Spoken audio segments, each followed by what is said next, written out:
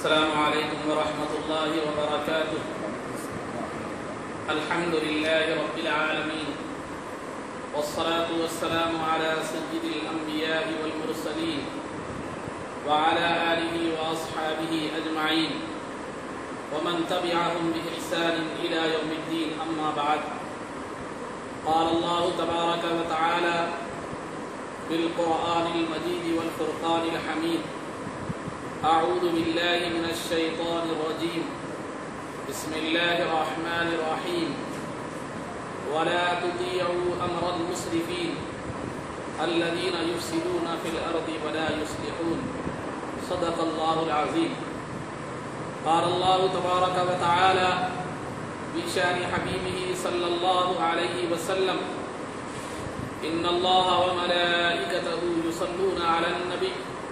يا أيها الذين آمنوا صلوا عليه وسلموا تسليما. اللهم صل وسلم وزد وبارك على حبيبك سيدنا ونبينا ومولانا محمد وعلى آله وأصحابه أجمعين. عزیزان محترم، جیسا کہ آپ حضرات بخوبی واقف ہیں کہ یہ 10 روزہ جلسے جو محبوب نگر کی مختلف مساجد میں مختلف عنوانات پر بعد مغرب کا عشاء سنی علماء مشائخ بورڈ کی جانب سے منعقد کیے جا رہے ہیں، اور آج مسجد طیبہ میں یہ جلسے کا انعقاد عمل میں لایا گیا، اور احقر کو عنوان یہ دیا گیا کہ یزید کی شخصیت کا جائزہ لیا جائے کہ قرآن حدیث ائمہ اور محدثین کی نظر میں یزید کی شخصیت کیسی تھی، اس کے تعلق سے کچھ بولا جائے، کچھ بیان کیا جائے۔ میں سب سے پہلے انتظامی کمیٹی مسجد طیبہ کا شکر گزار ہوں کہ انہوں نے اس جلسے کے انعقاد کی اجازت مرحمت فرمائی۔ اللہ رب العزت انہیں جزائے خیر عطا فرمائے۔ عزیزان محترم، یوں تو ابتدا سے حق اور باطل کے درمیان کشمکش جاری رہی، ٹکراؤ جاری رہا، لیکن تاریخ شاہد ہے کہ حق کو ہمیشہ غلبہ حاصل ہوا اور باطل کو شکست کھانے پڑی۔ بسا اوقات بظاہر تو ایسا معلوم ہوا کہ حق جو ہے نا مغلوب ہو گیا، لیکن حقیقت میں اللہ رب العزت نے اس کو غلبہ عطا فرمایا۔ تو انہی حق اور باطل کے معرکوں میں، جنگوں میں ایک جنگ جو ہے امام حسین رضی اللہ تعالیٰ عنہ اور یزید بن معاویہ کے درمیان ہوئی، جو 10 محرم الحرام 61 ہجری یوم عاشورہ کے دن یہ جنگ ہوئی، اس کا انعقاد ہوا، جس کو ہم واقعہ کربلا سے تعبیر کرتے ہیں۔ ہر جنگ کی کوئی نہ کوئی وجوہات ہوتی ہیں، کوئی نہ کوئی اسباب ہوتے ہیں۔ اسلام میں بھی جنگیں ہوئیں، کافروں کے ساتھ جنگ بدر ہوئی، جنگ احد ہوئی اور دیگر جنگیں ہوئیں، تو وہاں اس جنگ کا مقصد اعلاء کلمۃ الحق تھا، یعنی کلمے کی سربلندی، دین اسلام کی اشاعت اور دین اسلام کے پیغام کو عام کرنا اور پھیلانا تھا۔ تو جو ظالم رکاوٹ بن رہے تھے، جب ان کی جو ہے نا ظلم حد سے زیادہ بڑھ گیا، تو پھر ان کی جو ہے نا اس کی سرکوبی کے لیے، ان کے ظلم کو ختم کرنے کے لیے مسلمانوں نے تلوار اٹھائی۔ تو لہٰذا جتنے بھی معرکے سرکار کے زمانے میں ہوئے، وہ مقابل میں جو دشمن تھا وہ کافر تھا، اور ان کا مقصد دین اسلام کے کلمے کو بلند کرنا تھا۔ لیکن یہ جو معرکہ ہوا، معرکہ کربلا، واقعہ جو کربلا ہوئی، اس واقعے کا مقصد جو ہے کلمے کی سربلندی نہیں، کیونکہ یہ واقعے میں مقابل میں جو تھے وہ غیر مسلم یا کافر نہیں تھے، بلکہ مسلمان تھے، نبی پاک صلی اللہ علیہ وسلم کا کلمہ پڑھنے والے تھے۔ اور کافر اگر مسلمان کو شہید کر دے تو اتنے افسوس کی بات نہیں، کیونکہ نہ وہ کلمہ پڑھنے والا ہے، نہ رسالت کا قائل ہے۔ لیکن مسلمان اگر کلمہ پڑھتے ہوئے اللہ کی وحدانیت، رسول پاک صلی اللہ علیہ وسلم کی رسالت کا اقرار اور تصدیق کرتے ہوئے پھر نواز رسول کا پاس و لحاظ نہ رکھے، ان پر تلوار اٹھائے، ان کو مظلومانہ حیثیت سے شہید کر دے، تو یہ بہت افسوس کی بات ہے،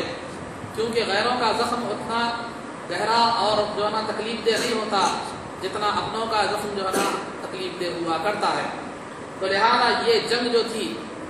یہ مسلمانوں سے تھی، مقابل میں جو لوگ تھے وہ مسلمان تھے۔ اس جنگ کا مقصد یہ تھا کہ اسلام کی جو شبیہ، اسلام کی جو تصویر رسول پاک صلی اللہ علیہ وسلم نے پیش کی تھی، اس کو جو ہے نا صحیح طور پر اس کو باقی رکھا جائے اور اس کو متاثر ہونے اور باطل کی آندھیوں سے اس چراغ کو بجھنے سے بچانا مقصود تھا۔ واقعہ کربلا، امام حسین رضی اللہ تعالیٰ عنہ نے یزید کے خلاف جو آواز اٹھائی، اس لیے آواز اٹھائی کہ وہ قرآن و حدیث کی روشنی میں وہ خلافت کا حقدار نہیں تھا، وہ زبردستی خلیفہ بن کر بیٹھ گیا تھا، حاکم بن کر بیٹھ گیا تھا۔ پھر اس کی ذاتی شخصیت جو ہے ایسی تھی کہ شرابی، کبابی، ظالم، حد درجے ظالم اور جو ہے نا غیر پابند شریعت تھا، شریعت کا پابند نہیں تھا۔ تو لہذا اس نے جب خلافت کا اعلان کیا تو اس کے بعد دو گروہوں میں صحابہ بٹ گئے۔ ایک تو صحابہ کا گروہ یہ تھا جنہوں نے اس کی حاکمیت کو تسلیم کیا، اس وجہ سے نہیں کہ وہ اس سے راضی تھے، بلکہ اس وجہ سے کہ انہیں معلوم تھا کہ اگر اس کی بیعت سے انکار کر دیا جائے، اس کو حاکم ماننے سے انکار کر دیا جائے، تو یہ ظالم کسی کے مرتبے کا لحاظ رکھنے والا نہیں ہے، کسی کے مقام کا لحاظ رکھنے والا نہیں ہے،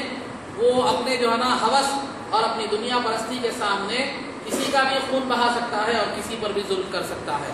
تو انہوں نے مصلحتاً اس سے جو ہے نا بیعت کی، صحابہ نے رضامندی اور خوشی سے نہیں۔ چنانچہ ابن عمر رضی اللہ تعالیٰ عنہ بیان فرماتے ہیں کہ جو ہے نا ایک بیعت کرنے کے تعلق سے بیان فرماتے ہیں، ان یکن خیرن شکرنا و ان یکن شرن صبرنا، کہ ہم جو ہے نا اگر ہم نے تو یزید کے ہاتھ پر اللہ اور اس کے رسول کے احکامات کے مطابق جو ہے نا ہم نے اس کے ہاتھ پر بیعت کی ہے،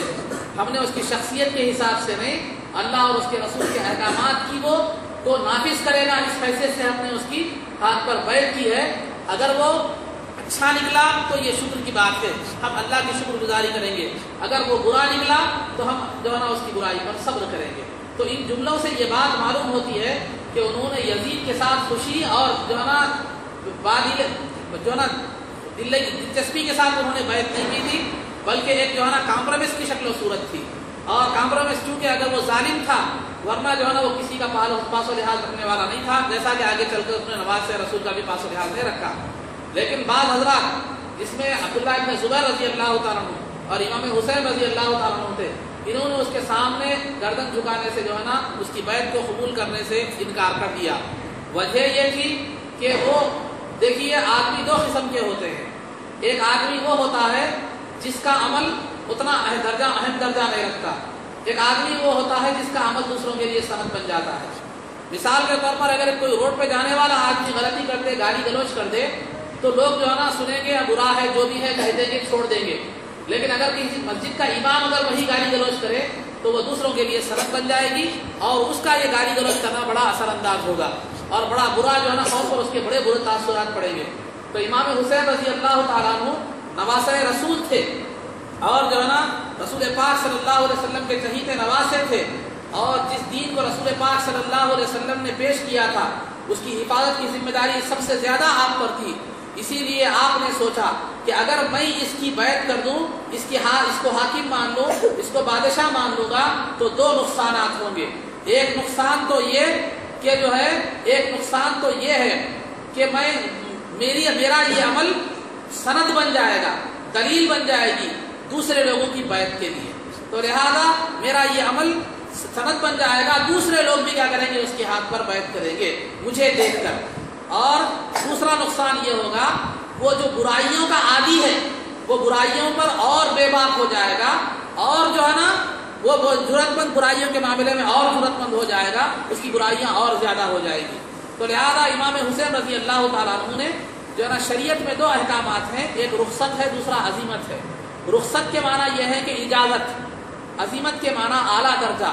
یعنی مثال کے طور پر سمجھاتا چلوں، آپ سفر میں ہیں تو شریعت اجازت دیتی ہے کہ روزہ چھوڑ سکتے ہیں، رخصت ہے، بعد میں اس کی قضا کر لیں، لیکن عزیمت اور بہتر درجہ یہ ہے کہ سفر کی مشقتیں برداشت کرتے ہوئے روزہ رکھیں۔ تو لہذا دیگر صحابہ نے عزیمت کی رخصت کی صورت کو اختیار کیا، وہ قابل ملامت بات نہیں ہے، قابل جو ہے نا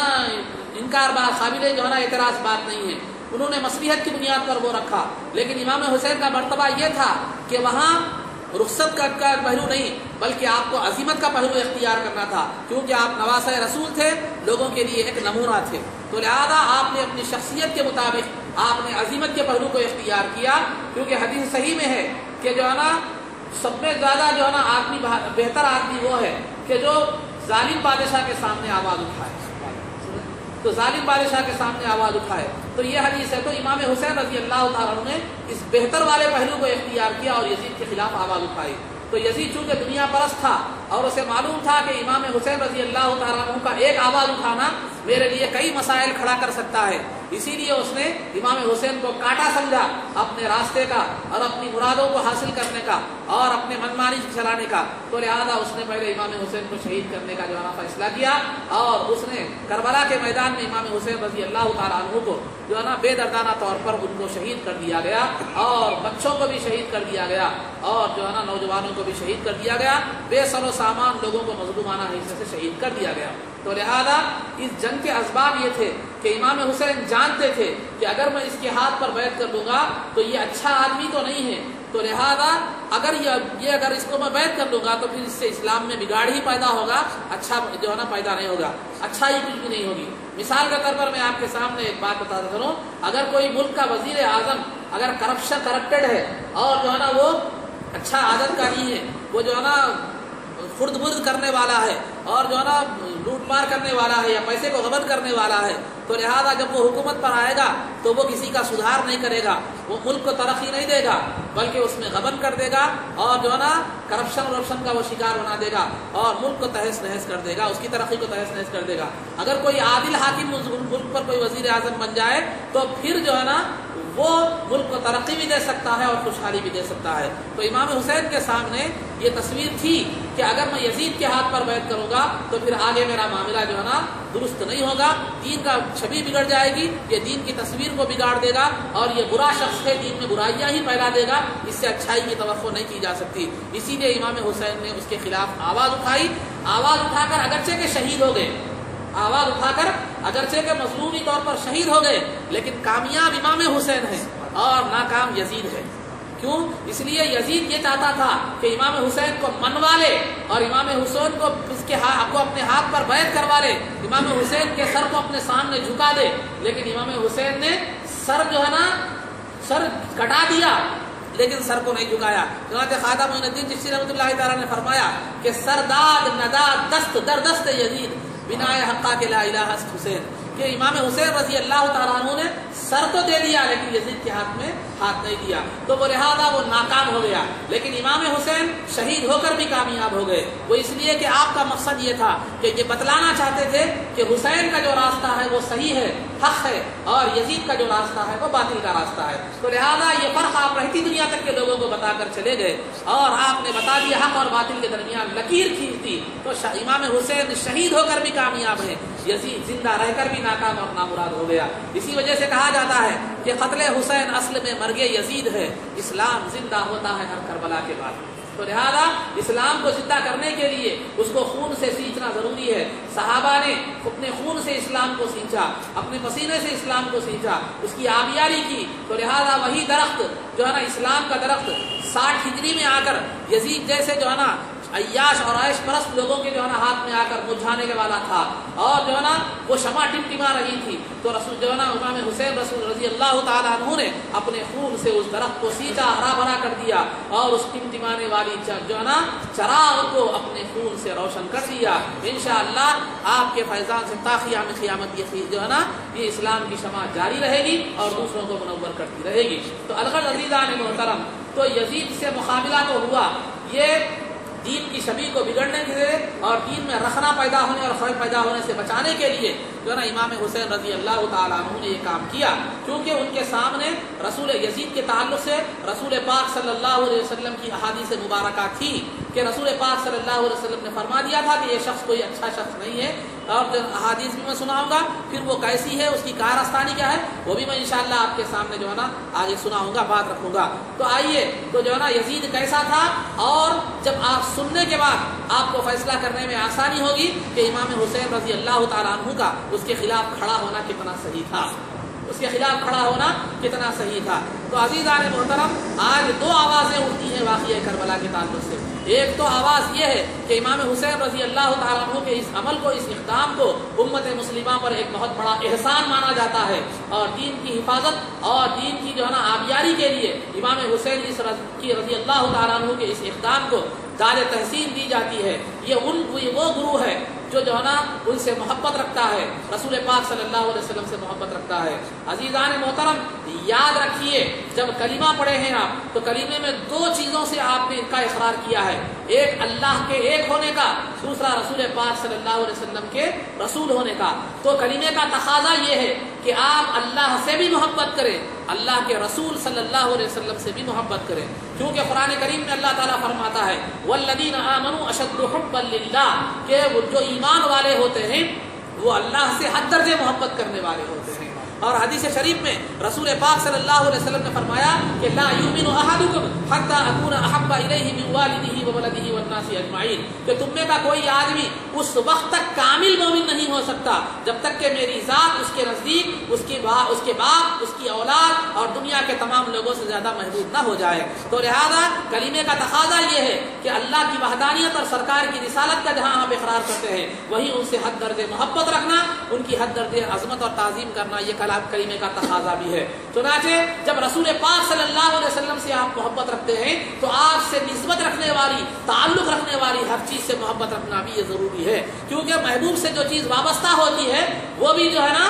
محبوب ہوا کرتی ہے۔ تو لہذا عزیزان محترم، جب آپ رسول پاک صلی اللہ علیہ وسلم سے محبت رکھتے ہیں تو آپ جس زمین پر آرام فرما ہے اس زمین سے بھی محبت رکھنا ضروری ہے، مدینہ منورہ سے بھی محبت رکھنا ضروری ہے، آپ کے جو صحابہ تھے ان سے محبت رکھنا بھی ضروری ہے، آپ کے جو نواسے تھے ان سے محبت رکھنا بھی ضروری ہے۔ تو لہذا اگر تقاضۂ ایمان دیکھا جائے، محبت کی نگاہ سے دیکھا جائے، تو امام حسین رضی اللہ تعالیٰ عنہ کا جو یہ اقدام ہے یزید کے خلاف کھڑے ہونے کا، وہ ہمیں برا نظر نہیں آتا، وہ برا نظر نہیں آتا۔ اگر ہم محبت کی نظر سے دیکھیں، نواسۂ رسول کی نسبت کی نظر سے دیکھیں، اور انصاف کے ساتھ یزید اور امام حسین کی شخصیت کا جائزہ اگر لیں،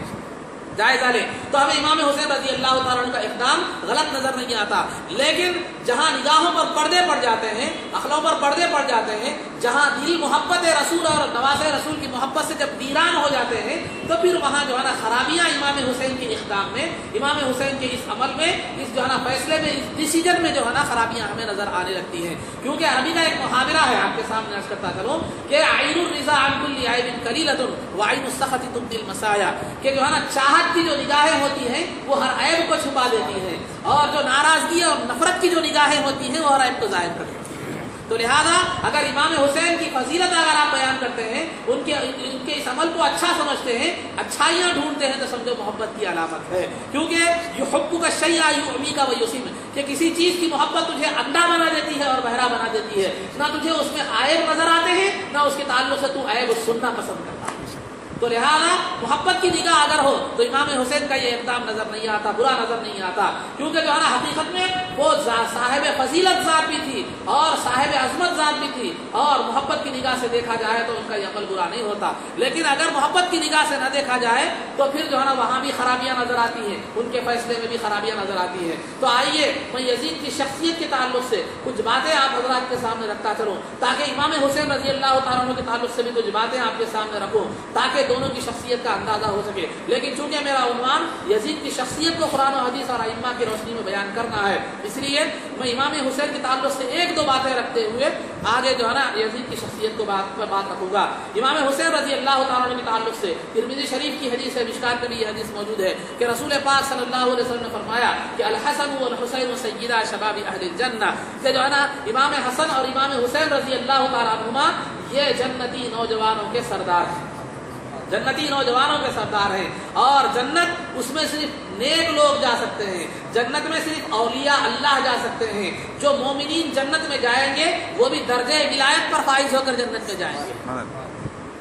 जन्नत में मोमिन गुनहगार मोमिन दोज़ख में जलेगा भी, तो उसके बाद जब जन्नत में जाएगा तो अल्लाह के पास दर्जे विलायत हासिल करके ही जन्नत में जाएगा। तो जन्नत नेक लोगों का, सालिहीन का ठिकाना है, क्योंकि कुरान करीम फरमाता है कि इन्नल अर्ज़ यरिसुहा इबादी अस्सालिहून, कि जो है ना जन्नत की जो जमीन है उसके वारिस मेरे नेक अल्लाह मुकर्रब बंदे होंगे। तो लिहाजा जन्नत में जाने वाला और वली होता है, औलिया अल्लाह ही जन्नत में जाते हैं, सालिहीन ही जन्नत में जाते हैं। आम मोमिनीन भी जब जन्नत में जाते हैं तो दर्जा विलायत पर फाइज होकर जो है ना जन्नत में जाते हैं। तो ये जन्नत में भी औलिया जाते हैं, तो इन दोनों को क्या कहा जा रहा है? सय्यदा शबाबी अहले जन्नत, जन्नती नौजवानों के सरदार हैं, यानी औलिया अल्लाह के सरदार हैं।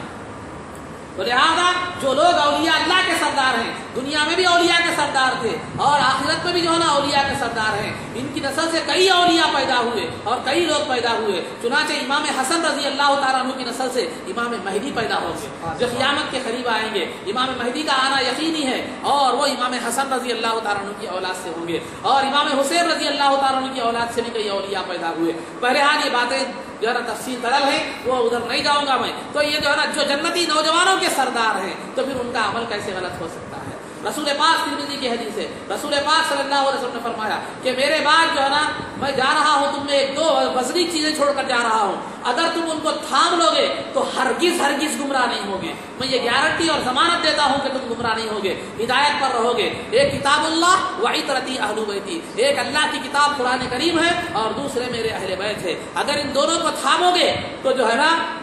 तुम कभी भी गुमराह नहीं होगे। एक तो ये किताबुल्लाह है, उसमें अहकामात हैं और उसमें नुकूश हैं, उसमें जो है ना थ्योरी है और उसका प्रैक्टिकली जायजा देखना है। अगर उसका अमली तस्वीर देखना है तो मेरे अहले बैत को देखो, उसका अमली नमूना तुम्हें मेरे अहले हदीस में, मेरे अहले बैत में जो है ना मिलेगा। तो लिहाजा ये फजीलत अहले बैत की है। रसूल पाक सल्लल्लाहु अलैहि वसल्लम ने उनको हिदायत का मेयार बनाया है, उनकी इत्तिबा को हिदायत का जरिया बनाया है। कि जिनको अल्लाह ने जन्नती नौजवानों का सरदार बना दिया, जिनको अल्लाह रब्बुल इज्जत ने हिदायत का मेयार बना दिया, जिनको रसूल पाक सल्लल्लाहु अलैहि वसल्लम ने तिरमिज़ी की हदीस से फरमाया कि रैहान अताया फी दुनिया, कि वो मेरे दुनिया के दो फूल हैं, हसन हुसैन रजी अल्लाह तआला अन्हुमा, जिनसे मैं खुशबू हासिल करता हूँ। तो लिहाजा ये लोग जो है ना बातिल परस्त कैसे हो सकते हैं? बातिल परस्त होकर जन्नत के सरदार कैसे बन गए? और गलत इक़दाम करके जन्नत के सरदार कैसे बन गए? और जो है ना रसूल पाक सल्लल्लाहु अलैहि वसल्लम ने उनकी इत्तिबा को हिदायत से कैसे ताबीर फरमा दिया? अगर वो खुद गलत हैं तो फिर दूसरे लोग उनका नमूना हासिल करके हिदायत पर कैसे जा सकते हैं? गुमराही से कैसे बच सकते हैं? तो लिहाजा ये चंद बातें आप हज़रात के सामने इमाम हसन और हुसैन रज़ी अल्लाह तआला अन्हुमा के ताल्लुक से रखी गई। तफसीलात बहुत है, अगर बोलने बैठ जाए तो 9, 10, 11 बज जाएंगे, लेकिन मुख्तसर चूंकि वक्त के साथ खत्म करना है इसीलिए मैं बातें मुख्तसर रख रहा हूँ। आइए यजीद के ताल्लुक से जरा हम जो है ना जायजा लें कि यजीद कैसा है। इब्राहिम अलैहिस्सलाम ने दुआ की थी कि जो है ना इब्राहिम अलैहिस्सलाम को अल्लाह रब्बुल इज्जत ने 10 अहकामात का मुकल्लफ बनाया था, 10 अहकामात से आजमाया था, जिसका तज़किरा कुरान करीम में मौजूद है कि जो है ना वही तला इब्राहिम रब्बुहु बिकलिमातिन फअतम्महुन्न, कि अल्लाह याद करो जबकि तुम्हारे पर जब इब्राहिम अलैहिस्सलाम के परवरदिगार ने उन्हें जो है ना चंद चीज़ों से आजमाया था तो उन्होंने उसको मुकम्मल तौर पर पूरा किया और उसको बजा लाया उन्होंने। तो उसके बाद अल्लाह रब्बुल इज्जत ने फरमाया जो है ना मैं तुम्हें इमाम बनाने वाला, तुम्हें इमामत के दर्जे पर फाइज करने वाला हूँ। तो इब्राहिम अलैहिस्सलाम ने अर्ज़ किया कि या रसूल अल्लाह सल्लल्लाहु अलैहि वसल्लम कि ऐ परवरदिगार, फिर मेरी औलाद वही तला इब्राहिम रब्बुहु बिकलिमातिन फअतम्महुन्न क़ाल इन्नी जाइलुका लिन्नासि इमामा क़ाल व मिन ज़ुर्रियती, ऐ अल्लाह क्या मेरी औलाद को भी इमामत के दर्जे से फाइज फरमाएगा? तो अल्लाह रब्बुल इज्जत ने फरमाया ला यनालु अहदि ज़ालिमीन, कि मेरा जो इमामत का अहद है, जो इमामत का जो दर्जा है, मैं जालिमों को अता नहीं करूँगा, जालिमों को अता नहीं करूंगा। तो यजीद से बड़ा जालिम कोई भी नहीं था, तो लिहाजा वो इमामत का हकदार ही नहीं था। इसी वजह से ये कुरान करीम की इस आयत की रोशनी में वो इमामत का हकदार ही नहीं था, इसीलिए इमाम हुसैन रजी अल्लाह तआला अन्हु ने उसकी इत्तिबा नहीं की, उसके हाथ पर बैठ नहीं की। और कुरान करीम में दूसरे मुकाम पर फरमाया कि जो ना ला यनालु अहदि ज़ालिमीन, इसकी तशरीह में बहुत से मुफस्सिरीन इकराम ने ये लिखा है कि ये इस आयत की तशरीह में कि कोई नबी कोई जालिम जो है ना नबी बन सकता, ना वली बन सकता, ना हाकिम बन सकता। نہ ولی بن سکتا نہ حاکم بن سکتا. اور قرآن کریم کی دوسری آیت میں جو خطبے کے بعد میں نے جس آیت مبارکہ کی تلاوت کا شرف حاصل کیا اس میں اللہ رب العزت فرماتا ہے ولا تطیعوا امر المسرفین الذین یفسدون فی الارض ولا یصلحون. دیکھو جو لوگ حد سے تجاوز کرنے والے ہیں, جو ہے نا حدود سے آگے بڑھنے والے ہیں, جو ظالم ہیں ان کی اطاعت مت کرو, کیونکہ جو ہے نا وہ لوگ ایسے ہیں کہ جو زمین میں فساد مچاتے ہیں, وہ اصلاح کا کام انجام نہیں دیتے, لہذا ان کی اطاعت مت کرو. چونکہ یہ حد سے تجاوز کرنے والا تھا یزید, تو اسی وجہ سے امام حسین نے دیکھا کہ اس کی بیعت کرنے سے آگے زمین میں اصلاح کا کام نہیں ہو سکتا, صرف فساد ہی فساد ہوگا, اس لیے آپ نے اس کی بیعت نہیں کی. اس کے بعد اللہ تعالیٰ فرماتا ہے کہ دوسرے مقام پر فرماتا ہے قرآن کریم میں وَالظَّالِمِينَ أَعَدَّ لَهُمْ عَذَابًا أَلِيمًا, کہ اللہ تعالیٰ ظالموں کو دردناک عذاب دینے والا ہے, ظالموں کو دردناک عذاب دینے والا ہے. آیت مبارکہ کی اس آیت روشنی میں یزید تو ظالم, ایسا ظالم تھا کہ اس کے ظالم ہونے میں کسی کو انکار نہیں تھا, تو لہذا اس کے لیے دردناک عذاب بھی ہے. اور لا یفلح الظالمون, کہ ظالم کبھی کامیاب نہیں ہو سکتے, تو یزید بھی کامیاب نہیں ہوا اور دنیا میں جتنے بھی ظالم آئے وہ کبھی کامیاب نہیں ہو سکے. بسا اوقات دیکھنے میں ایسا معلوم ہوا کہ کامیاب ہو گئے, لیکن حقیقت میں وہ کامیاب نہیں ہو سکے, کیونکہ قرآن کا اعلان ہے کہ ظالموں کو فلاح اور کامیابی نصیب نہیں ہو سکتی. تو عزیزان محترم, یہ جو ہے نا یزید ظالم ہے, اور ظالموں کے تعلق سے یہ بات آپ کے سامنے جو ہے نا احادیث مبارکہ یہ باتیں بیان, قرآن کریم کی یہ آیتیں آپ کے سامنے رکھی گئی. اس کے بعد آئیے قرآن کریم کی دوسری آیتیں میں آپ کے سامنے رکھتا چلوں کہ جو ہے نا کہ رسول پاک سے قرآن کریم کی آیت ہے کہ ان الذین یؤذون اللہ ورسولہ لعنہم اللہ فی الدنیا والآخرہ, جو ہے نا کہ وأعد لهم عذابا مہینا, کہ جو ہے نا کہ جو آدمی اللہ اور اس کے رسول کو تکلیف دے, اللہ اور اس کے رسول کو تکلیف دے, تو اس پر اللہ کی لعنت ہے اور اس کے لیے دردناک عذاب ہے. قرآن کریم کی یہ آیت اپنی جگہ پر حق ہے, سورہ احزاب کی آیت 22 پارے کی, کہ جو اللہ اور اس کے رسول کو تکلیف دیتا ہے تو وہ جو ہے نا وہ اللہ رب العزت کی بھی لعنت اس پر ہے, اور جو ہے نا اس کے لیے دردناک عذاب ہے. چنانچہ آئیے اس آیت کی تفسیر میں, یزید نے امام حسین رضی اللہ تعالیٰ عنہ کو شہید کر کے رسول پاک صلی اللہ علیہ وسلم کو تکلیف دی, آپ کے قلب مبارک کو تکلیف دی اور آپ کو تکلیف دی. کیوں؟ رسول پاک صلی اللہ علیہ وسلم کا مزاج یہ تھا کہ جب سرکار سجدے کی حالت میں ہوتے تو امام حسن اور امام حسین رضی اللہ تعالیٰ عنہ میں سے کوئی آ کر پیٹھ پر بیٹھ جاتے تو سرکار سجدے کو طویل کر دیتے تاکہ گرنے کی وجہ سے انہیں چوٹ نہ آنے پائے, کیونکہ اگر میں سجدے سے اٹھوں گا تو گر جائیں گے اور چوٹ آ جائے گی, تو ان کے چوٹ آنے کے خیال سے سرکار سجدہ طویل فرما دیا کرتے تھے. اور دوسری, سرکار نماز پڑھ رہے ہوتے تو یہ دونوں شہزادوں میں سے کوئی رونے لگتے تو سرکار بے قرار ہو جاتے اور نماز کو مختصر کر دیا کرتے. تو لہذا جو سرکار ان کی معمولی سی تکلیف پر اس طرح بے قرار ہو جایا کرتے تھے, میدان کربلا میں 73 تیر کے زخم ہیں اور گھوڑے سے گرا کر گھوڑے کے قدموں سے پیروں سے روندا جا رہا ہے, تو کیا رسول پاک صلی اللہ علیہ وسلم کو تکلیف نہیں ہوئی؟ آپ کے ذہن میں خیال آ سکتا ہے سرکار تو اس وقت باحیات نہیں تھے, انہیں کیسی تکلیف ہوگی؟ یہ خیال آ سکتا ہے کہ سرکار کو اس وقت باحیات نہیں تھے لیکن انہیں کیسی تکلیف ہوئی. آئیے میں وہ بھی بات آپ کے سامنے بتلاتا چلوں کہ عزیزان محترم, کہ مشکات میں یہ حدیث ہے, ترمذی کے حوالے سے حدیث ہے, سلمہ رضی اللہ تعالیٰ عنہ سے روایت ہے کہ وہ ایک مرتبہ ام سلمہ رضی اللہ تعالیٰ عنہ کے پاس آئیں, ام المؤمنین ام سلمہ رضی اللہ تعالیٰ عنہ کے پاس آئیں, تو ام المؤمنین اس وقت رو رہی تھی, آنکھوں سے آنسو روا تھے. تو سلمہ رضی اللہ تعالیٰ عنہ نے پوچھا کہ اے ام المؤمنین رونے کا سبب کیا ہے, رونے کی وجہ کیا ہے؟ تو انہوں نے کہا کہ میں نے ابھی رسول پاک صلی اللہ علیہ وسلم کو خواب میں دیکھا ہے, میں نے رسول پاک صلی اللہ علیہ وسلم کو خواب میں دیکھا ہے, تو میں نے سرکار کی حالت دیگر منہ دیکھی کہ آپ کے چہرے پر اور آپ کے بالوں پر غبار ہے, آپ کا چہرہ اور آپ کے بال غبار آلود ہیں, اور جو ہے نا غبار چہرے پر ہے اور پریشان حالی کی حالت میں ہے. تو میں نے پوچھا ما لکا یا رسول اللہ, کہ یا رسول اللہ صلی اللہ علیہ وسلم آپ کو کیا ہو گیا ہے, آپ کے بالوں پر اور آپ کے چہرے پر غبار ہے اور آپ پریشان حال نظر آ رہے ہیں. تو جو ہے نا سرکار نے فرمایا شہدت قتل الحسین, کہ میں نے امام حسین کے قتل کا مشاہدہ کیا ہے. میں نے امام حسین رضی اللہ تعالیٰ عنہ کے قتل کو دیکھا ہے. تو لہذا جس دن جو ہے نا امام حسین شہید ہوئے، رسول پاک صلی اللہ علیہ وسلم قتل کا مشاہدہ فرما رہے تھے اور آپ پر غم کی کیفیت طاری تھی اور آپ پریشان حالی کی کیفیت میں تھی. ترمذی کی حدیث ہے، مشکات میں بھی یہ حدیث موجود ہے. آئیے اور کچھ تفصیل کے ساتھ میں اس حدیث کو بیان کرتا چلوں. اسی مشکات المصابیح میں ابن عباس رضی اللہ تعالیٰ عنہ سے روایت ہے، بیہقی نے دلائل النبوہ میں بھی اس کو روایت کیا ہے کہ ابن عباس رضی اللہ تعالیٰ عنہ فرماتے ہیں کہ دیکھو ایک دن جو ہے نا، ایک دن رسول جو ہے نا، میں نے جو ہے رسول دوپہر کا ٹائم تھا، دوپہر کا ٹائم تھا، نصف النہار کا ٹائم تھا. اس وقت میں سو گیا تو میں نے خواب میں رسول پاک صلی اللہ علیہ وسلم کو دیکھا. کون فرما رہے ہیں؟ عبداللہ ابن عباس رضی اللہ عنہ کہ جو ہے میں خواب میں جو ہے رسول پاک صلی اللہ علیہ وسلم کو دیکھا کہ رسول پاک صلی اللہ علیہ وسلم کے بالوں پر، چہرے پر غبار آلود ہے اور آپ کے ہاتھ میں ایک شیشی ہے جس میں خون رکھا ہوا ہے، جس میں خون ہے. تو میں نے پوچھا یا رسول اللہ صلی اللہ علیہ وسلم کیا معاملہ ہے؟ تو رسول پاک صلی اللہ علیہ وسلم نے فرمایا کہ یہ جو ہے نا میں شہدائے کربلا کے پاس حاضر ہوں، صبح سے شہدائے کربلا کے پاس حاضر ہوں اور یہ جو خون تمہیں نظر آ رہا ہے میں ان کے خون کو اس شیشے میں جمع کر رہا ہوں. تو اس کے بعد ابن عباس رضی اللہ عنہ فرماتے ہیں میں نے وہ وقت نوٹ کیا اور جو ہے نا وہ تاریخ نوٹ کی. اس کے بعد میں نے بعد میں اس کی تحقیق کی تو وہی دن تھا اور وہی وقت تھا جس دن امام حسین رضی اللہ تعالیٰ عنہ شہید کر دیے.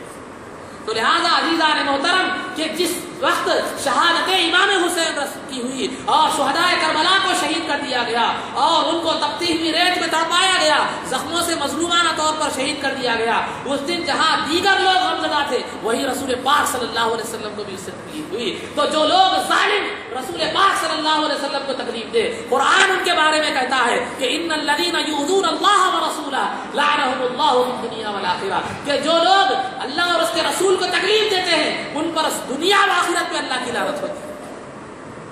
اب آپ بولیں گے یہ تو خواب کا واقعہ تھا، مصعب خواب کا واقعہ تھا. آئیے میں خواب کے تعلق سے بھی بات بتاتا چلوں کہ حدیث صحیح ہے کہ رسول پاک صلی اللہ علیہ وسلم نے فرمایا کہ من رآنی فی المنام فقد رأى الحق فإن الشیطان لا يتمثل بی، کہ جو ہے نا جو مجھے خواب میں دیکھتا ہے وہ مجھے ہی دیکھتا ہے کیونکہ شیطان میری شکل و صورت بنا کر نہیں آ سکتا.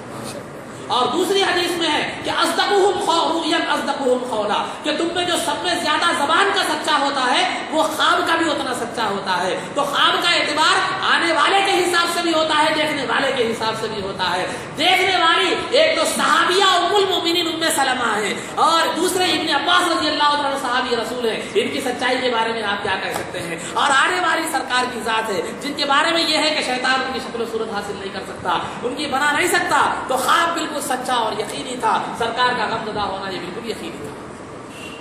تو عزیزان محترم جس وقت واقعہ کربلا ہوا کہ اس کے اس عمل سے، یزید کے اس عمل سے رسول پاک صلی اللہ علیہ وسلم کو بھی تکلیف ہوئی. جس ظالم نے رسول پاک صلی اللہ علیہ وسلم کو تکلیف دی ہو، مسلمانوں پھر اس کے تعلق سے اس کی تائید حاصل کرنا یا اس کی تائید لینا یا اس کو بہتر کہنا یا اس کے تعلق سے اچھا خیال کرنا، یہ کہاں کی مسلمانی ہے؟ کیا یہ کلمے کا تقاضا ہے؟ کیا یہ ایمان کا تقاضا ہے؟ کیا یہ نواز رسول کی نسبت کا تقاضا ہے؟ کیا یہ محبت رسول کا تقاضا ہے؟ فیصلہ آپ کے ہاتھ میں. اس کے بعد آئیے، یہ تو 61 ہجری کا واقعہ تھا جو امام حسین رضی اللہ عنہ کے واقعہ کربلا کا 61 ہجری کا واقعہ تھا. اس کے بعد جو آیت میں نے پڑھی اس کے بعد کی آیت میں ہے کہ والذین یؤذون المؤمنین والمؤمنات بغیر ما اکتسبوا فقد احتملوا بہتانا واثما مبینا، کہ جو لوگ بغیر کسی وجہ کے مومنین اور مومنات کو تکلیف دیتے ہیں، جو لوگ بغیر کسی وجہ کے، عام مومنوں کی بات ہے، کوئی خاص مومن نہیں، کہ جو بغیر کسی وجہ کے مومنین اور مومنات کو تکلیف دیتے ہیں، مومن لوگوں کو، مومن مردوں کو، مومن عورتوں کو تکلیف دیتے ہیں بغیر ما اکتسبوا، بغیر کسی وجہ کے، بغیر کسی گناہ کے، فقد احتملوا بہتانا واثما مبینا، تو انہوں نے بہت بڑے گناہ کا ارتکاب کیا. تکلیف دینے کی بات کی جا رہی ہے تو جو ہے نا صرف تکلیف اگر دیتا ہے، مارنا ختم کرنے کی بات نہیں، صرف تکلیف بھی اگر دیتا ہے مومنین کو بغیر کسی وجہ، کسی مومن کو تکلیف دیتا ہے تو وہ بہت بڑا گناہگار ہے، وہ حقوق العباد میں آئے گا، وہ بخشے نہیں جائیں گے حج کرنے سے بھی. تو عزیزان محترم یہ عام مومنین کے تعلق سے بات ہے. آئیے 63 ہجری کا واقعہ لیجیے کہ یزید نے مسلم بن عقبہ بدبخت کو جو ہے نا، جو مدینے کے لوگ جو ہے نا یزید کے خلاف بغاوت کر بیٹھے، اس کو اپنا خلیفہ اور حاکم ماننے سے انکار کر دیے. کیوں انکار کیے؟ اس کی وجہ کیا ہے؟ تو آئیے میں آپ کے سامنے بتاتا چلوں اس کی وجہ کیا ہے. حضرت عبداللہ ابن حنظلہ رضی اللہ تعالیٰ عنہ، حنظلہ رضی اللہ تعالیٰ عنہ، ان کو غسیل الملائکہ کہا جاتا ہے، جلیل القدر صحابی رسول ہے، ان کو غسیل الملائکہ کہا جاتا ہے. اس لیے غسیل الملائکہ کہا جاتا ہے کہ ان کی شہادت کے بعد فرشتوں نے ان کو غسل دیا. ان کے فرزند عبداللہ رضی اللہ تعالیٰ عنہ فرماتے ہیں کہ دیکھو ہم یزید کے خلاف آواز اسی وقت اٹھائے جبکہ ہم اس کی بدکاریوں کی وجہ سے ہمیں یہ خوف ہو چلا تھا کہ آسمان سے پتھر برسیں. یزید کے خلاف ہم نے آواز اسی وقت اٹھائی جبکہ ہمیں یہ خوف ہو گیا تھا کہ اس کی بدکاریوں کی وجہ سے کہیں آسمان سے ہم پر پتھر نہ برس پڑے، یہ خوف ہمیں ہو گیا تھا. تو جو ہے نا اس وجہ سے ہم نے اس کے خلاف آواز اٹھائی. پھر وہی عبداللہ ابن حنظلہ فرماتے ہیں کہ یزید ایسا شخص تھا جو شراب پیتا تھا، نماز کو چھوڑتا تھا، ماؤں اور بہنوں سے نکاح کو جائز قرار دیتا تھا. ماؤں اور بہنوں سے، میں اپنی باتیں کر رہا ہوں، صحابی رسول کے فرزند، حوالہ طبقات ابن سعد، حوالہ کتاب کا نام طبقات ابن سعد. تو جو ہے نا کہ وہ ماؤں اور بہنوں اور بیٹیوں سے نکاح کو جائز قرار دیتا تھا. ان کے اس برے اور بدترین اعمال کی وجہ سے ہمیں خوف ہو گیا تھا کہ کہیں غضب الہی نازل نہ ہو اور پتھروں کی شکل میں ہم پر بارش نہ ہو. اس وجہ سے ہم نے اس کی بیعت کو توڑ دیا، اس کو حاکم ماننے سے انکار کر دیا. جب انہوں نے حاکم ماننے سے انکار کر دیا مدینے والوں نے، تو لہذا اس کے بعد جو ہے نا وہ غضبناک ہو گیا، چونکہ وہ بغاوت اپنے خلاف سمجھ بیٹھا. اور اس نے جو ہے نا، کیونکہ رسول پاک صلی اللہ علیہ وسلم کا ارشاد گرامی ہے کہ لا طاعت لمخلوق فی معصیت الخالق، کہ جو ہے نا اللہ کی نافرمانی میں کسی مخلوق کی اتباع کرنے کی اجازت نہیں ہے. تو لہٰذا یہ نافرمان تھا. اس حدیث کی بنیاد پر اہل مدینہ نے اس کو جو ہے اس کی خلافت کا انکار کر دیا، اس کی امارت اور اس کی حکومت کا انکار کر دیا، اس کو حاکم ماننے سے انکار کر دیا. تو بدبخت نے مسلم بن عقبہ کی قیادت میں اس کی جو ہے نا اس کی کمانڈنگ میں ایک لشکر مدینہ منورہ پر بھیجا اور یہ حکم دے کر بھیجا کہ مدینہ منورہ 3 دن تک تمہارے لیے حلال ہے، جو چاہے کرو، جو چاہے کرو، مدینہ منورہ 3 دن تک تمہیں حلال ہے. جو ہے نا علامہ یاقوت حموی نے اپنی کتاب معجم البلدان میں جو ہے نا لکھا ہے کہ جو ہے نا واقعات جب وہ مدینے پر آیا تو 3 دن تک انہوں نے ایسا ظلم و ستم کا ننگا ناچ ناچا کہ تاریخ اس کو بیان نہیں کر سکتی، الفاظ میں ہمت نہیں ہے کہ وہ بیان کر سکے. چنانچہ بیان کرتے ہیں کہ 6200 ایک روایت کے مطابق 400 جو ہے نا لوگوں کو انہوں نے شہید کر دیا، جن میں سے صحابہ بھی تھے، صحابہ کی اولاد بھی تھی، تابعین بھی تھے.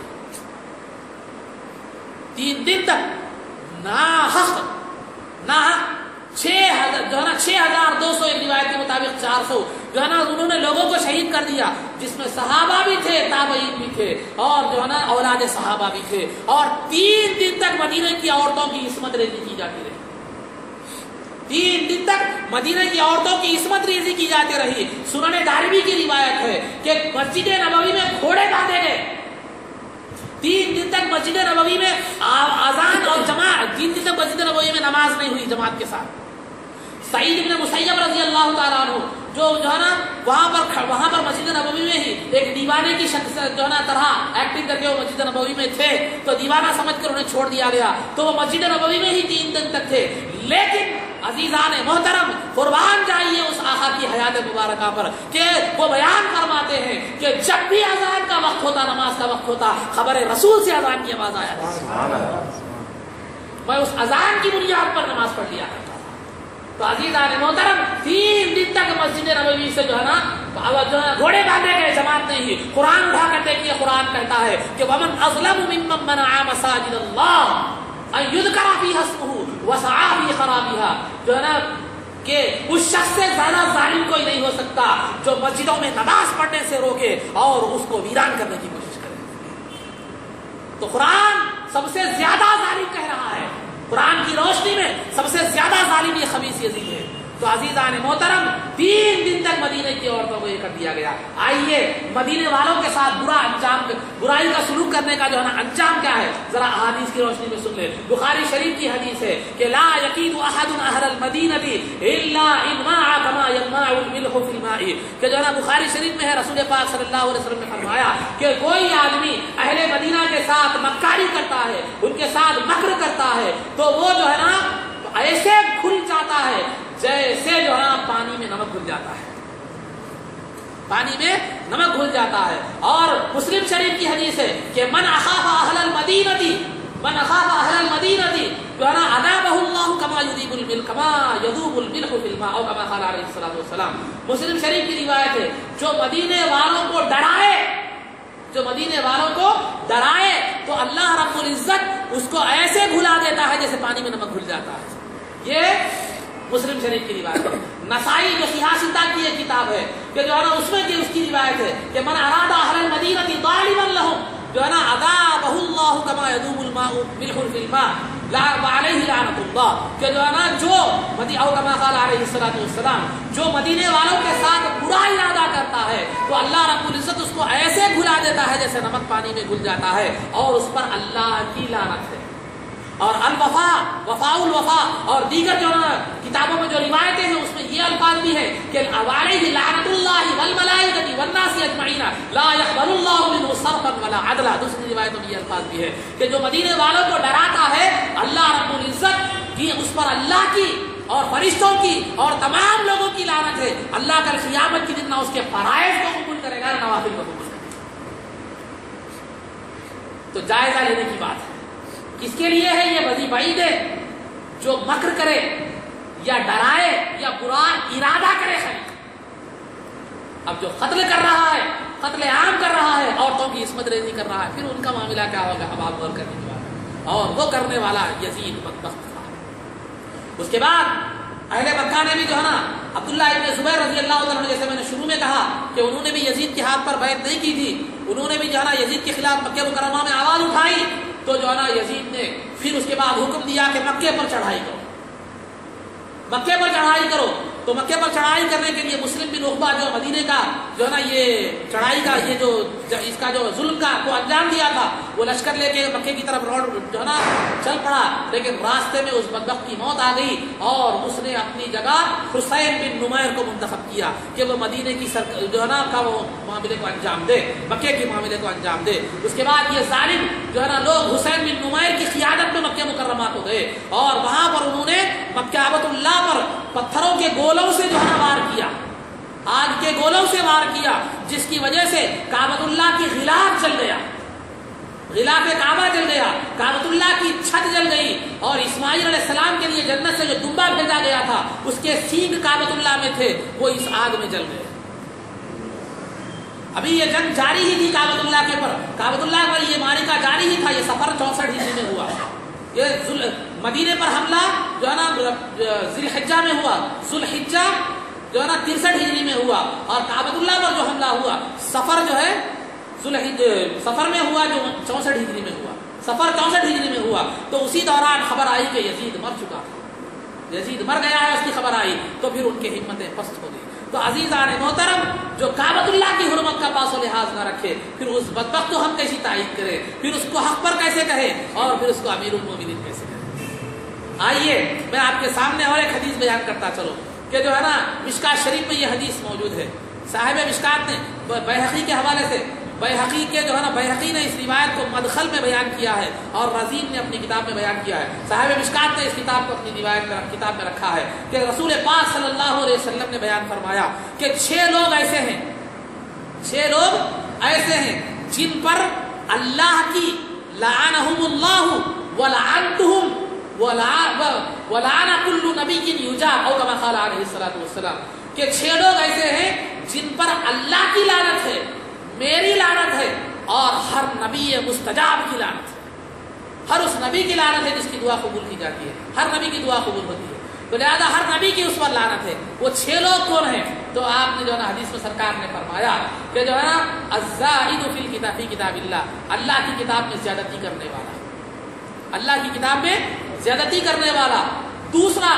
المکذب بقدر اللہ جو ہے نا اللہ کی تقدیر کو جھٹلانے والا اللہ کی تقدیر کو جھٹلانے والا دوسرا. تیسرا جو ہے نا وہ شخص جو لوگوں پر زبردستی ظلمن مسلط ہو جائے وہ تیسرا شخص. اور چوتھا شخص جو ہے نا المستحل لحرم اللہ اللہ کے حرم کی حرمت کو پاس و لحاظ نہ رکھنے والا اللہ کے حرم کی حرمت کا پاس و لحاظ نہ رکھنے والا چوتھا شخص. اور 5واں شخص المستحل لعطرۃ ما حرم اللہ کہ میرے اہل بیت کی حرمت کو پامال کرنے والا، اللہ نے ان کے متعلق جس چیز کو حرام قرار دیا ہے، ان پر ظلم کرنا، ان کے ساتھ دھوکہ دہی کرنا، ان کے ساتھ جو ہے نا بے وفا گستاخی کرنا وغیرہ وغیرہ، اللہ نے جو چیزیں ان کے تعلق سے حرام قرار دی ہیں ان کو حلال قرار دینے والا، پانچواں۔ اور چھٹا التارک لسنتی، میری سنت کو ترک کرنے والا۔ یہ 6 لوگ ایسے ہیں، ان میں کا ہر شخص پورے نہیں، ایک شخص میں پوری چیزیں پائے جانا ضروری نہیں ہے، ان میں کا ہر شخص اس قابل ہے کہ اس پر اللہ کی، میری اور ہر نبی کی لعنت ہو۔ اب یہ حدیث آپ کے سامنے رکھنے کے بعد آپ غور کیجئے، اس میں 4 چیزیں ایسی ہیں جو یزید میں پائی جاتی ہیں، 4 چیزیں ایسی ہیں یزید میں پائی جاتی ہیں۔ پہلے المتسلط، کہ زبردستی لوگوں پر حاکم بننے والا، اس کی حکومت اصولی طور پر نہیں ہوئی تھی، ڈرا دھمکا کر زبردستی ہوئی تھی، پہلا۔ دوسرا المستحل لحرم اللہ، اللہ کے حرم کی پامالی کرنے والا، اس کی حرمت کو ختم کرنے والا۔ اس سے بڑھ کر کیا ہو کہ کعبۃ اللہ کا غلاف جل گیا، چھت جل گئی، مدینہ منورہ میں عصمت ریزیاں کی گئی، پورے ناحق پایا گیا، مسجد نبوی میں گھوڑے باندھے گئے جن کی لید اور پیشاب منبر رسول پر پڑتی تھی۔ تو عزیزان محترم، المستحل لحرم اللہ، اللہ کے حرم کو جو ہے نا اس کی حرمت کا پاس و لحاظ نہ رکھنے والا۔ اور تیسرا میرے اہل بیت کی حرمت کا، میرے اہل بیت کی حرمت کا پاس و لحاظ نہ رکھنے والا، یہ بھی اس کے طرف۔ اور چوتھا میری سنت کا تاریخ، سنت کو تو چھوڑنے والا تھا، فرائض کو چھوڑنے والا تھا۔ تو یہ 4 چیزیں، ایک ان میں سے 6 میں سے ایک شخص ہی اس قابل تھا کہ اس پر اللہ، اس کے رسول اور دیگر انبیاء کی لعنت ہو، لیکن اس بدبخت میں تو 4 چیزیں جمع ہو گئی، پھر اس کے باوجود پھر اس کو امیر المومنین کیسے، اس کی تائید ہم کیسے کریں، اس کو کیسے حق بجانب کہیں۔ تو عزیزان محترم جو ہے نا یہ یزید کا نقشہ تھا، یہ یزید کے تعلق سے جو ہے نا یہ تھا۔ اور یاد رکھیے کہ تمام ائمہ، تمام محدثین اس بات پر متفق ہے، اس بات پر متفق ہے، اہل سنت کے تمام ائمہ، تمام محدثین اس بات پر متفق ہے کہ یزید اعلیٰ درجے کا ظالم، فاسق اور فاجر تھا۔ اب رہا ان کے درمیان اختلاف 2 چیزوں میں ہے، ایک وہ کافر ہے یا نہیں ہے، پھر دوسرا اس پر لعنت کر سکتے ہیں یا نہیں کر سکتے ہیں۔ اکثر ائمہ نے اس کو کافر کہنے اور اس پر لعنت کرنے سے اعتراض کیا ہے، بچا ہے، لیکن امام احمد بن حنبل نے اس کو کافر کہا، امام احمد بن حنبل نے اس کو کافر کہا ہے۔ اور امام جلال الدین سیوطی رحمۃ اللہ تعالیٰ نے تاریخ الخلفاء میں، علامہ سعد الدین تفتازانی رحمۃ اللہ تعالیٰ نے شرح عقائد نسبی میں اس پر لعنت بھی کی، بلکہ علامہ تفتازانی رحمۃ اللہ علیہ نے شرح عقائد نسبی میں فرمایا لعنت اللہ علیہ وعلی اعوانہ، کہ اللہ کی لعنت ہو اس پر بھی، اس کے مددگاروں پر۔ تو عزیزان اس کے ظالم، فاسق اور فاجر ہونے میں تو کسی کو اختلاف نہیں ہے۔ اور یاد رکھیے کہ اگر جب سب مانتے ہیں ظالم اور فاسق ہے، پھر اگر کوئی مسلمان اس کی تعریف کر رہا ہے، اس کی طرف سے ڈیفینس کر رہا ہے، تو یہ حدیث بھی یاد رکھیے کہ حدیث مشکات میں موجود ہے کہ اذا مدح الفاسق غضب الرب واهتز له العرش، کہ جو ہے کہ جب کسی فاسق و فاجر کی تعریف کی جاتی ہے، اس کو بہتر بتلایا جاتا ہے، تو اللہ رب العزت غضب کے عالم میں آ جاتا ہے اور اس کے غضب سے عرش الہی کانپنے لگتا ہے، اس کے غضب سے عرش الہی کانپنے لگتا ہے۔ تو عزیزان محترم یہ تھی یزید کی آپ کے سامنے حالت، اور قرآن، حدیث، ائمہ، محدثین اور سب کے متعلق سے سب کی جو ہے نا اقوال اور ان کی رائے، ان کی آراء آپ کے سامنے ہے۔ اب جو ہے نا فیصلہ ہمارے ہاتھ میں ہے کہ محبت رسول اور تقاضۂ ایمان اور جو ہے نا دلائل کی انصاف پسندی کے ساتھ، یا امام حسین رضی اللہ تعالیٰ عنہ کے اقدام کو صحیح سمجھے، یہ یزید کو سمجھ کر اپنی آخرت خراب کر لے۔ چنانچہ آخری بات میں بتا رہا ہوں، ابن عمر رضی اللہ تعالیٰ عنہما کے پاس ایک آدمی آیا، آ کر اس نے یزید کو امیر المومنین کہا، امیر المومنوں کا سردار، امیر المومنین کہا اس نے۔ تو ابن عبداللہ ابن عمر رضی اللہ تعالیٰ عنہما نے کہا کہ اس کو 20 کوڑے لگا دو۔ یزید کو امیر المومنین کہنے پر اس کی سزا آپ نے یہ دی کہ 20 کوڑے اس کو لگائے جائیں۔ عزیزان محترم، تو ہمارے اسلاف کی نظر میں اس کا یہ مقام تھا، قرآن و حدیث اور ائمہ اور محدثین کی نظر میں اس کا یہ مقام تھا۔ اب ہمارا کام یہ ہے کہ ہم اپنے اسلاف، جو جن لوگوں کے راستے کو اللہ رب العزت نے صراط مستقیم فرمایا ہے، وہ تو یہی تھے کہ امام حسین رضی اللہ تعالیٰ عنہ نے جو کارنامہ کیا ہے وہ انہی کا حق تھا جو دنیا کا کوئی اور وہ حق ادا نہیں کر سکتا تھا، وہ انہی کا حق تھا جو کر گئے، وہ انہی کی شہادت تھی جو قربانی دے گئے، ورنہ ہم نے وہ چیز کہا، وہ بات کہا کہ وہ نواسۂ رسول تھا، وہ نواسۂ رسول تھے۔ سرکار نے جس طرح دین کو پھیلانے کے لیے کوشش کی، نواسۂ رسول نے اس دین کی بقا کے لیے جد و جہد کی، وہ اسی خاندان کا حق تھا، کیونکہ اللہ رب العزت ہر چیز کے لیے چند لوگوں کو منتخب فرماتا ہے۔ وہ انہی کا حق تھا جو کر گئے، وہ انہی کی شہادت تھی جو دے گئے، وہ انہی کی قربانی تھی وہ دے گئے۔ آج ہم سوائے سننے اور کہ کچھ اور نہیں کر سکتے، لہذا ہماری سعادت مندی یہ ہے کہ ان سے محبت رکھیں، ان سے عظمت رکھیں، ان کے بارے میں ذہن صاف رکھیں، با ادب رہیں ان کے بارے میں، یہ ہماری سعادت مندی ہے۔ ورنہ ان کے تعلق سے گستاخی کرنا اور اس کے تعلق سے جو ہے نا برا بھلا کہنا یا ان کے تعلق سے غلط ذہن رکھنا، یہ بہت بڑا گناہ نہیں بلکہ خوف ہے کہ کفر پر اس کا خاتمہ ہوگا، کفر پر اس کا خاتمہ ہو۔ بیہقی کی روایت ہے کہ رسول پاک صلی اللہ علیہ وسلم نے فرمایا کہ جو ہے نا من صعد بین الرکن والمقام فصلى وصام ثم مات وهو مبغض لأهل بیت النبی صلی اللہ علیہ وسلم دخل النار او کما قال علیہ الصلوۃ والسلام، کہ جو ہے نا جو کعبۃ اللہ جیسے مقدس مقام پر نماز پڑھے اور روزہ رکھے، جہاں ایک نماز کا ایک عبادت کا ثواب 1,00,000 ہوتا ہے، تو وہاں وہ رکھے، ویسی مقدس مقام پر عبادت کرے، لیکن وہ اس حال میں مر جائے کہ اہل بیت سے، میرے نبی کے گھرانے والوں سے محبت رکھتا ہو، تو وہ جہنمی ہے، وہ جہنمی ہے، کیونکہ عزیزان محترم وہ جنت کے سردار ہیں۔ جنت کے سرداروں سے دشمنی رکھنا یہ ایسے ہی ہے جیسے پانی میں رہ کر مگرمچھ سے دشمنی لینا، پانی میں رہ کر مگرمچھ سے دشمنی رہنا۔ میدان محشر ان کا ہے اور جنت ان کی ہے، وہاں ان کا زور چلنے والا ہے۔ میدان محشر میں تو خدائے ذوالجلال کا قہر ہوگا، وہ عالم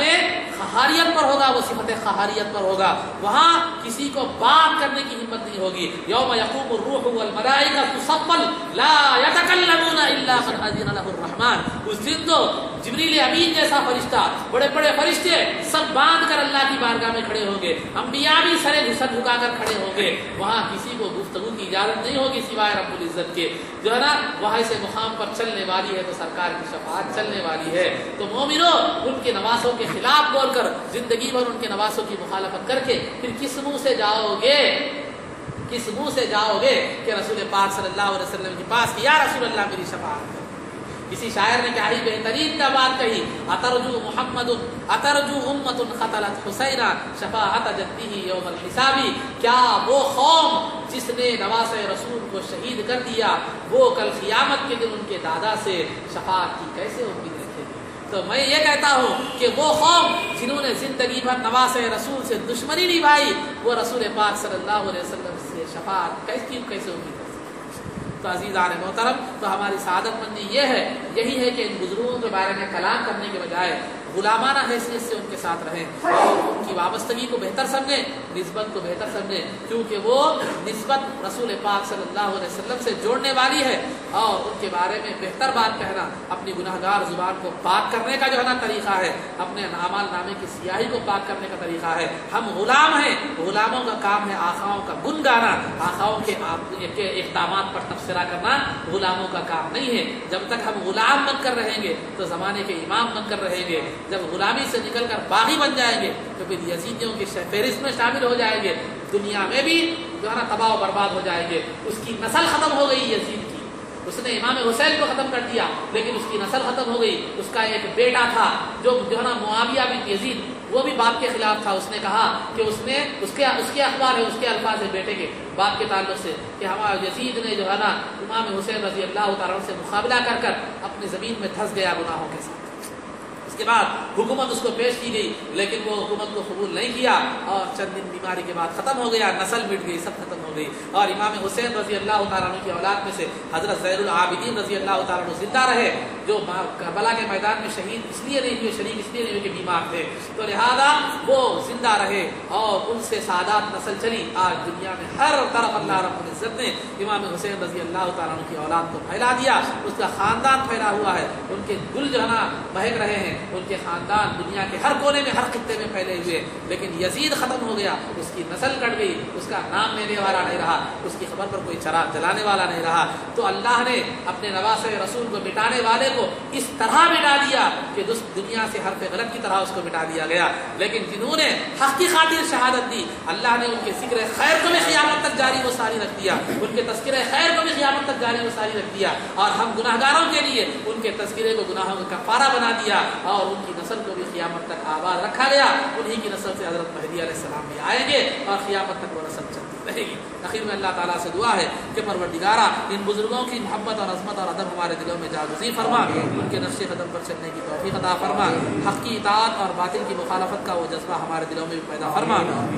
عزت و عافیت کی زندگی دے اور ایمان پر ہمارا خاتمہ فرما، رسول پاک صلی اللہ علیہ وسلم کے قدموں میں ہمارا حشر فرما، آپ کی شفاعت عظمیٰ سے ہم کو بہرور فرما، آپ کے دست مبارک سے جام کوثر پینا نصیب فرما، جنت میں آپ کی غلامی معیت و رفاقت نصیب فرما۔ صلی اللہ تعالی وسلم علی خیر خلقہ سیدنا محمد و آلہ و صحبہ اجمعین برحمتک یا ارحم الراحمین۔ صلی اللہ علی محمد صلی اللہ علیہ وسلم، صلی اللہ علی محمد صلی اللہ علیہ وسلم، صلی اللہ علی محمد صلی اللہ علیہ وسلم، صلی اللہ علی محمد صلی اللہ علیہ وسلم۔ جان و جگر مصطفیٰ السلام علیکم، اے شہید کربلا السلام علیکم، جان و جگر مصطفیٰ السلام علیکم، اے شہید کربلا السلام علیکم۔ تین دن کی بھوک میں،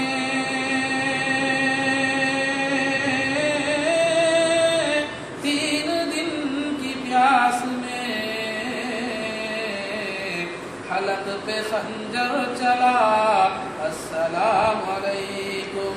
جان و جگر مصطفیٰ السلام علیکم، اے شہید کربلا السلام علیکم۔ حال شہادت تیرا کیا بیان ہو اے حسین، عرش بھی تھرا گیا السلام علیکم، جان و جگر مصطفیٰ السلام علیکم، اے شہید کربلا السلام علیکم۔